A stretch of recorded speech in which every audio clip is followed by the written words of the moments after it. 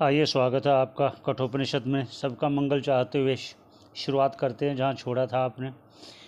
ना वीरतो दुश्चरितान् ना शांतो ना समाहितः ना शांतमानसो वापि प्रज्ञाने नैनम आपनुयात मंत्र है।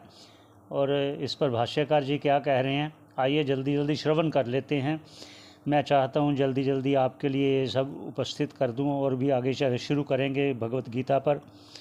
कहते हैं ना वीरतो, भगवान नचिकेता से कह रहे हैं कि ये जो आत्म तत्व आपको मैं उपदेश कर रहा हूँ ना, तो ये जो राग द्वेष से रहित नहीं हुआ ना, वो प्राप्त नहीं कर सकता। और दुश्चरितान, जो व्यवहार में कुशल नहीं है वो भी नहीं कर सकता। ना शांतो, जिसका मन शांत नहीं है वो भी नहीं प्राप्त कर सकता। ना समाहित, जो एकाग्र मन से नहीं श्रवण करता वो भी इसको प्राप्त नहीं कर सकता।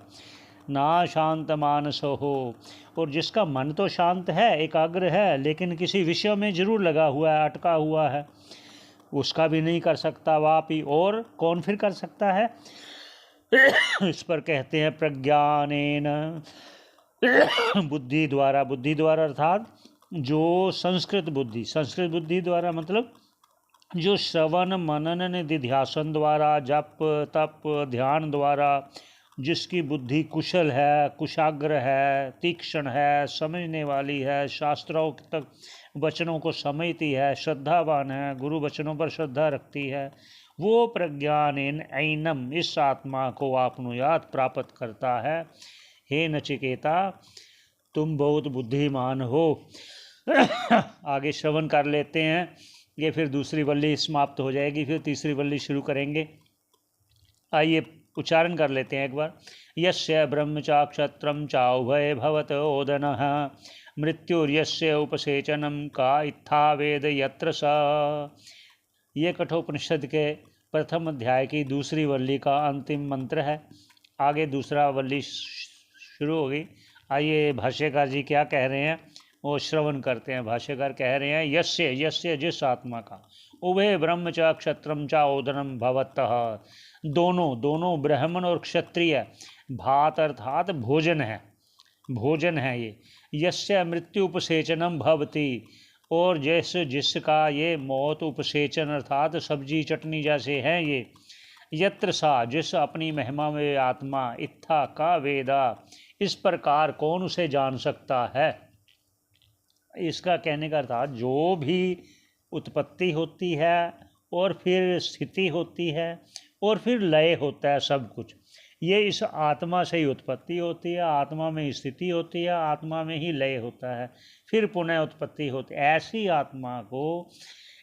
आत्मा को और कौन जान सकता है, अर्थात वही जान सकता है जो कुशल बुद्धि होगा, जप तप ध्यान आदि जिसने किया है, गुरु सेवा की है, श्रवण किया है शास्त्रों का, और ईश्वर की कृपा भी प्राप्त की है। पहले कह चुके हैं कि 4 की कृपा आवश्यक है, शास्त्र कृपा, गुरु कृपा, ईश्वर कृपा 3, चौथी कृपा अपनी आप की।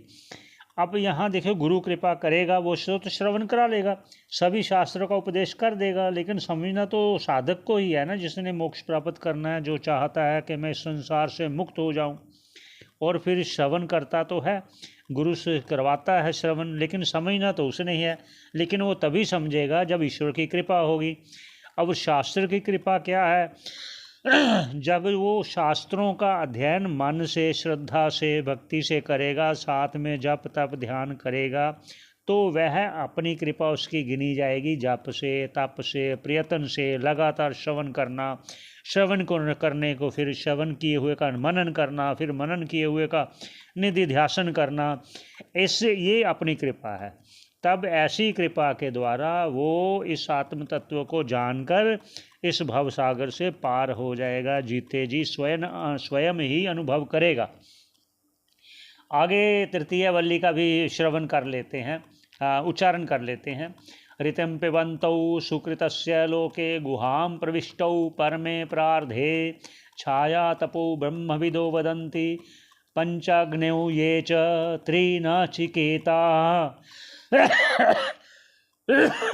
ऐसा मंत्र का भाष्यकार आगे अर्थ जो कर रहे हैं उसका श्रवण कर लेते हैं। ऋतिम पबंतौ सुकृतस्य, सुकृतस्य ऐसा जो स्वयं के किए हुए कर्म है, आगे श्रवण जारी रखे